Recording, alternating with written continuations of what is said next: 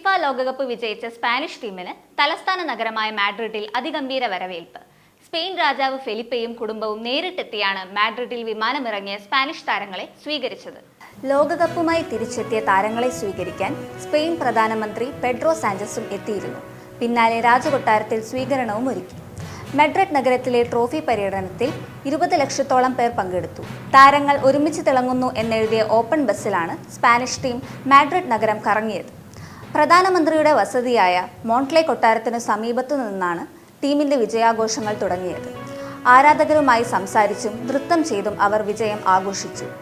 ഓരോ താരത്തെയും അവരുടെ ഇഷ്ടഗാനങ്ങൾ അവതരിപ്പിച്ചാണ് പ്രത്യേകം തയ്യാറാക്കിയ ആഘോഷവേദിയിൽ എത്തിച്ചത്.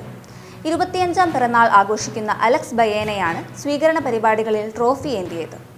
ലോകകപ്പ് ഫൈനൽ വേദിയിലേതുപോലെ നാട്ടിലെ ആരാധകർക്ക് മുന്നിലും കപ്പ് കയ്യിൽ കിട്ടിയ നിമിഷത്തിലെ ആഘോഷങ്ങൾ സ്പാനിഷ് താരങ്ങൾ ആവർത്തിച്ചു. അതേസമയം ലോകകപ്പ് ഫൈനൽ തോൽവിക്ക് പിന്നാലെ നാട്ടിലേക്ക് മടങ്ങിയ അർജന്റീന ടീമിനൊപ്പം മെസ്സി പോയില്ല.